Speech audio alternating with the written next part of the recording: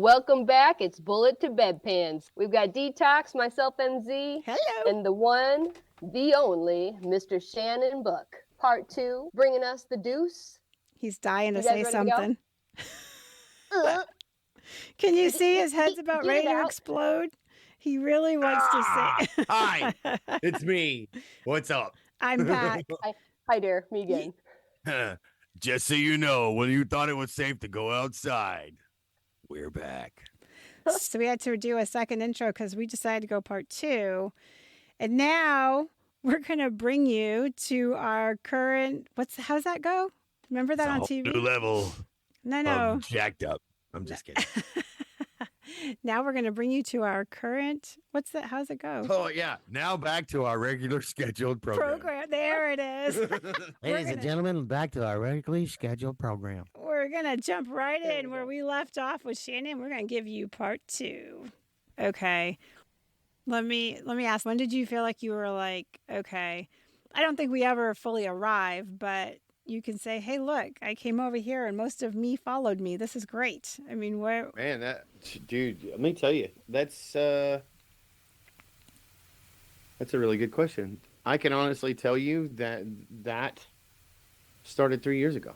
Yeah. I say that with intent, right? Because yeah, people don't understand. It's not like you just get out and then a year later, like you're transitioned and off you go. And it's like, no, it's a journey and everybody's different. I mean, I would say that now I'm just kind of feeling like I'm getting back to my normal speed, and feeling a lot like myself and shedded a lot of layers. Let me ask you this. Let me ask you a stupid question. Like being an author, like there's a lot of things you've done outside of your scope of practice to research and find who you are today. Oh yeah. Yeah. A lot of you didn't just walk out of a freaking an Air Force clinical setting and be like, hey, you know what? So today I'm gonna do this. This is who I am today. Yeah, no. No, it's just an evolving. I'm like an abstract painting. Yeah. Oh yeah. Absolutely. Like the paint splatter kind. Literally wrote the book on how to transition. Hold on. Hold that thought. Shannon's like, wait, I got some art for you. Where's he going? This is my original. I did this not too long ago. You ready? Yeah. Oh, that's awesome. For the audience, I know they won't be able to see it, but I know, but it's really cool. Everybody who's not be able to see this looks like actually. No. What you need to do, you need to take a picture of that because I sent you a form. We'll put it on the thumbnail. No, we'll put it on for we advertise it. See. We've got a painting that's gold framed in this beautiful embellished frame, and it's got all sorts of bright colors. Shannon, talk us through that? It could be like so many things. So we were doing art therapy at this little songwriters retreat, and I told you, like, I used to love to sketch and paint, and so our day was literally like, hey, so what are you gonna do today? I'm like, well, I'm gonna sit down in front of this canvas and I'm just gonna start playing with blades, and that's what I did. Like, there's tons of texture in here. There are blotches. And so I basically just took what I saw at my disposal, and then I put it on a canvas, and this is where my brain took me. You know what I thought when I first saw it? Beautiful. I thought Paris when I first saw it. It's funny that you say that, because it looks kind of like a little cityscape from like a park. Yeah, like I was thinking park. There's a tree. There's a little bridge over there. You've got the sky. Yeah. Have you ever been in Paris? They have a area where the street artists all are. Mm-hmm. And that's what it reminded me of. And then there's the Lions Bridge up there, and right below it. Right down by the Louvre and all that stuff. Yeah, that's what it reminded me of when I saw that. Yeah, that's so cool. That tells us a lot about Shannon's brain versus mine. I did art therapy once, and where you created something beautiful, mine was literally a white piece of paper with various colors, my thumbprint going in the shape of a no. Right. Didn't want to be there, didn't want to participate, didn't want to do anything that they had to offer. So it tells me a lot about where your head was that day. Hold on. I'm going to give you some perspective, because A, I'm a huge fan of yours, and B, like, I get it. You're like this is stupid. This is stupid. This is stupid. Why the fuck? In that moment, yes. Right.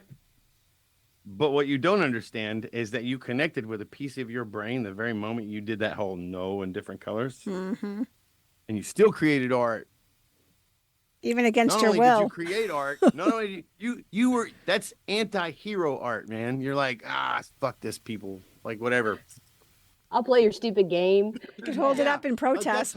That's total like Joker kind of art. Yeah. And then I came back to work and gave it to a friend. And I bet it's hanging on a wall. Probably Oh is. man, who knows? That's so funny. my point is that your brain is not. Look, we say this all the time. Like, my brain is much different. Listen, I'm gonna be honest with you. I promise you, if you think for one moment that I wasn't that toxic asshole being like, fuck you, no, that was me too. I was that guy. I was that guy that was expecting Uncle Sam to pick me up and ride me off into the future. At the end of the day, I was not that guy. Like, it's not Uncle Sam's responsibility to take care of me when I've signed my DD 214. It's not their responsibility anymore. It's on us to address it, Right. to fix They've it, already to given me show all the up and freaking do information. the work. Right. They've already given me all the information of where to go get the rest of my information. Yeah, they can't do it for you. We They don't gotta do have it for time, ourselves. the resources. Right. And that's the other thing. My friends, like, I'm like, well, my friends will always be here. They don't have Nah. time, bro. They're too worried about taking care of their own career because that's important too. That's how Actually, they feed their family. funny you say that. I had a JTAC that was got very hurt. Story's irrelevant, but got very hurt and comes home. And as soon as I start working with him, I'm like, oh yeah, we're MEB. And he didn't know that yet though. And he was very Disgruntled. Yeah, he went through the grieving process and I got a lot of phone calls, you know, he was kind of venting, but one of the things that was happening is they made a sim at his base for the 360 sim. And it was super cool because they would go in there and do their exercises and they could actually call the hogs down in Arizona to jimmy them up to do casts, right? To close air. And they were very busy with that and getting ready for a deployment. And they were supposed to do a retirement for him. And nobody had time to do it between those two things. And he was very angry, very, very angry at them. He's like, they turned their back on me. There's nobody. Right. There's time. But it wasn't his chain of command's fault. It was the expectation that you deserve this. But look at why this happens. This happens because we are built up when we're in the military. Like, you are so critical. You have to. We need you. I mean, I used to joke all the time, like, when the compliments come, I'm like, here comes the voluntold, right? Because, like, nobody's complimenting unless they want something. But we don't really digest that comment. And then we're out on the other side, and then it hits us. Like, they really... Oh, yeah. Like, whoa, I was just another cog in the wheel. I was a cog in the wheel for your mission. Right. And then I lost a couple teeth, and they were like, "Oh fuck, we're gonna have to replace it." Yeah, sorry. You know, so that's just kind of a important thing. Now, can I ask? And you can keep it light. We don't need details. But what was your medical retirement for? Post-traumatic stress and a traumatic brain injury. Yeah, PTSD, TBI, Chronic, severe post-traumatic stress. That's legitimate, literally on my record, and mild to moderate TBI. Yeah, and so we are human. Right. We do a lot of freaking cool things. And we're like, I mean, hell, there were days I distinctly remember a day we delivered a baby and the doctor hands it to me and says, dead. That's what the doctor says to me. Oh, yeah. And let me tell you want to say a prayer fast? I was like, somebody just make my hands work. I don't need my brain. I just need my hands working. And, you know, the team, you know, saved the baby and saved mommy and everybody was happy. We do that because that's how we're trained. It doesn't mean that it doesn't affect us. Right. Listen, I'm going to say this, and I don't know where we're going from this point on, but like, I'm going to say this about what you just said. When we're taught as medical professionals, we're always taught, don't make it personal. Don't make it personal. Don't make it personal. Don't make it personal. Don't make it personal. Don't get attached. Don't get attached. I'm going to tell you right now, some of the best providers I've ever experienced and or worked with are people who are personally involved. Yes. And I promise you, I never I never, not once. Like, I might give you a hard time for walking in and showing me your penis because you got something dripping out of it. But I promise you, I want to take care of it. At the end of the day, I just want The you to be ones who okay. show up and give a shit. Right. I just want you to be okay. And at the Right. end of the day, to me, I'd be a horrible provider. I can be a sociopath. You don't want to see that guy. Yeah, You don't disconnect. want to see that guy because that dude is just cold, cruel, and doesn't give a shit how you feel. Yep. Because 9 times out of 10, I don't give a shit about how I feel in that moment.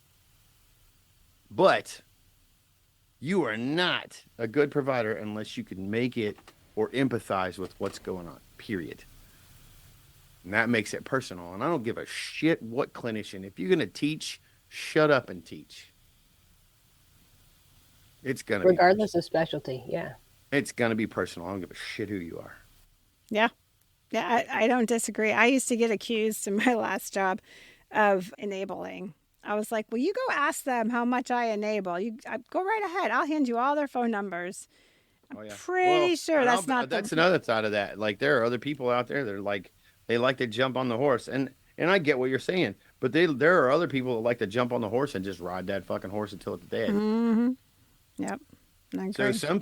some people, whether we realize it or not, we are enabling them. We don't need to, but like, it's like there's those people that you just can't tell whether they're genuine or they're just riding the. Well, I'll challenge this thought. I understand what you're saying, but I think that percentage is super tiny. You're not wrong. I say that there are times that you have to carry people and they can't even put a foot down. As soon as they can get a toe down, then they're handling that level of accountability or whatever it is they need to be doing. And when they can get more, the agreement is, look, I'll carry you because you need it for a little time. As soon as you are able to even put a pinky toe down, you're on. We're going to help you. You know, so there's that. Because when people don't let their feet hit the ground or that person doesn't let them take the step, that's when we get into a problem. But when you are dealing in our career fields, when you are dealing with these service members that they've been fine this whole time and then they're not, and they don't know the system. Hell, shit, I'm a damn nurse. I didn't even know the system half the time because it was so convoluted. Well, the system is bureaucratical, so it doesn't Right. really So matter what they're you do. trying to go through it and they don't even know what they don't know. Right. You got to It's like give the them. blind leading the blind out there. Right, exactly. So I would say that, there's a couple, trust me, I ran into them. But when you're giving consistent care, those people stand out like that. They're very quick to pick out. I can think of the 8 years of my last job, 2 come to mind. And I was like, drop you like a hot potato, not doing it. But otherwise, I don't think that was the case. I think there was just always a level of, carrying until they could get on their feet, and Well, I'm sure you've heard the song, Footprints. Saying that, Jesus Christ is always carrying me. I realized that I looked down that there's only one set of footprints, and that was God carrying me. That was Jesus carrying me, or whatever. So I wrote a song called "Walking," which was my experience of walking through the days of life where I didn't want to be here anymore, and I was tired. And then looking down and realizing that it was God was carrying me through it when I didn't realize that. Well, see, there you go, right? I mean, there is a time and a place for all of it. Right. It's just when one part of it's abused, so to speak, then we get in problems. So you kind of led into another segue, music. I told you this before we ever hit this podcast. Yeah, you want me to play a song? Is that what you're asking? You get to pick it, but you can pick the song. I mean, you do what you want to do with this. I'm cool with it. Like, I'm hanging out. You guys are awesome. It doesn't bother me at all. I feel like we'd be remiss if we didn't ask our friend Shannon. You were kind enough to show us my painting, a piece of your life, and your painting. I want a picture with the painting. Another medium. There's always another medium, girl. So let's hear one. I think this is a good way to go out. Oh, I can't. Song of my choice, huh? You get song of your choice, whatever you want people to hear.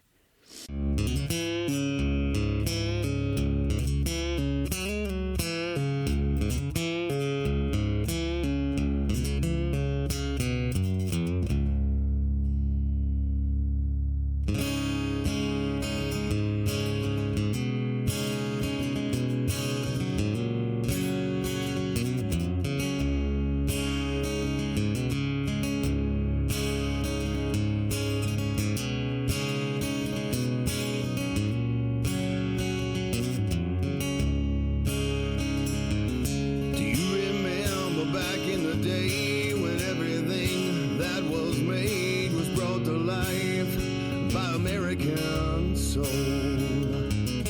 Promises kept and differences made to keep alive a dying trade, 'cause we believed hard work made it so. Sworn to the black to keep safe our way of life and how we're raised, 'cause we're not gonna lose what we stand for. We are guarded in the black and we're never looking back. You may never like what I do or all the ways I make it through. Well, I'm not gonna change, and you don't have to stay. Welcome to American Made.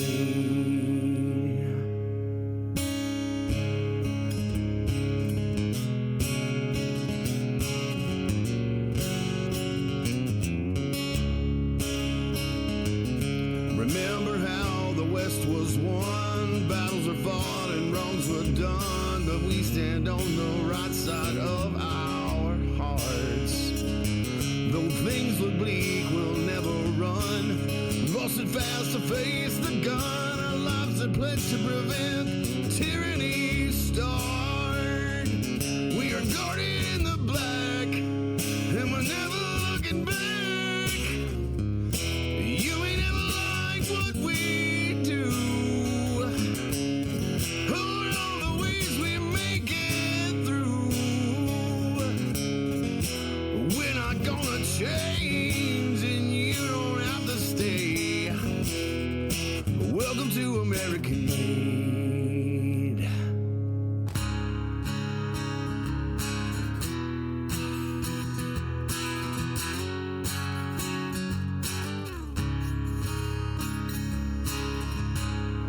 Fourscore and a long time ago, our forefathers created this nation to keep us all free.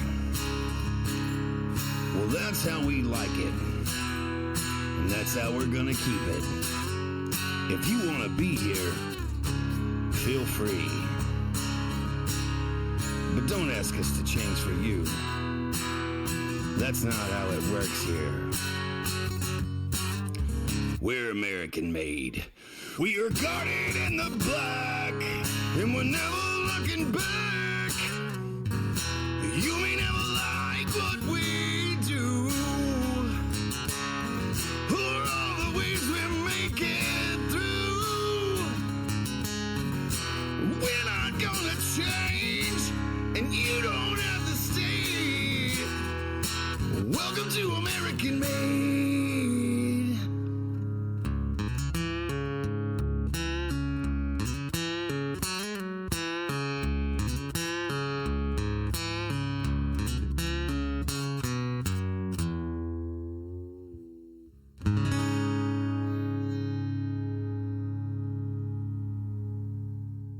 I'm so glad, man, you said yes to this and took the time to hang out. Listen, it's been a privilege being on here and actually getting to talk to you guys and be a part of what you guys are doing. I think that what you guys are doing is awesome, and I think that there needs to be people need to be open to learning about themselves. That's a really good And statement. this right here, I think, like, as long as you guys continue to do what I see you guys doing, bringing real people on to talk about real situations and experiencing real things with that, like, I think this is it's a gold mine. And I don't mean a gold mine to making money. I mean, it's a gold mine spiritually. Yeah, there's no money here. Top to bottom, we're all volunteers. I don't say Right. that sarcastically, but this whole network is volunteer, executive director down. So we do it Right. because, well, we want to bring the information and we want to bring it in modalities that people get. So, some of the podcasts are a little more intense. Some of them, like ours, are a little more lighthearted and a little more sass, a little more wit. But I mean, I promise you, if you wanted to make this heavy, we can talk about heavy now we shit. don't want to make it heavy. We all got heavy. That's not the problem. We just want to know how the hell do we walk through that shit, right? Like Yeah, man. the rule That's it. is Let's Like, mud and rope, let right? Mud and yep. rope. The person themselves, they have to go through the mud, and everybody else just gets to launch a rope at them, and Right. it's up to them to be able to grab that rope or ropes or whatever to get Right. themselves out. But as hard as it is to watch, we all know the only person that can get themselves out of it is them. and Right. lucky for us, there's people out there like Shannon who are willing to cut the smoke, cut the bullshit, hold the mirror up, and be honest and real and genuine, no matter how ugly it may be in that moment. I think that's a powerful testimony that you have, and it inspires me. And I'm sure there's going to be somebody listening that feels the same way, that's impacted in such a profound way that it leads them to their own recovery. And that's what this is all about. This is not a cookie cutter, one stop shop. What works for me is going to work for you. It's a unique journey. And thank you for being transparent with us and letting us know really just what that looked like. It was my pleasure and it was my privilege. I think if I had to leave anybody with any words, and I don't really necessarily want to get deep in the weeds, but like the story of Galileo, it's called The Cave. And it's literally about somebody who was chained to a wall in a cave. And all they saw were the shadows being cast on the wall from the fire, and how scary everything outside of that shackled chain was. And then he finally gets free, and then he gets to go outside and see the reality of what it is. And he's so afraid of what it is that he sees there that he's more comfortable in the chains. That is I use a different version of that, but yes, we get comfortable in our darkness because we know our way around that place. We know every nook and corner, and we know where the boogeyman is, but we're afraid of the light because we don't know our way around. So very Well, good. it's like being in your own shit. Like, Yep. it stinks and it's horrible, but But at you least know it's it. warm. At Yep. least it's warm. Yep. Agreed. Not knowing if you just make your way up to the top, put in some work, we have the potential for turning that shitty situation into something beautiful. And as cheesy as it might sound, it makes me think of a lotus flower. Yeah, It's no, born in the mud and has to come all the way to the top before it finally gets that's to. literally what that is right there. There you go. On his hand, Yeah, the lotus flower. that's it. It's good. So, but in the reality, you're absolutely right. So, just don't be afraid to take a look inside and take a look at what you've got going on. I Yeah. think if you really want to transition, then you should transition. If you want to go back, then you should have thought about that before you did it. But if you're ready to transition, then just transition. Stop trying to go backwards, because yesterday's gone. Yep. It's over. Yeah, you got different glory days to live now. Doesn't mean the glory days are Gotta gone. They're just create your own different. glory That's days, right.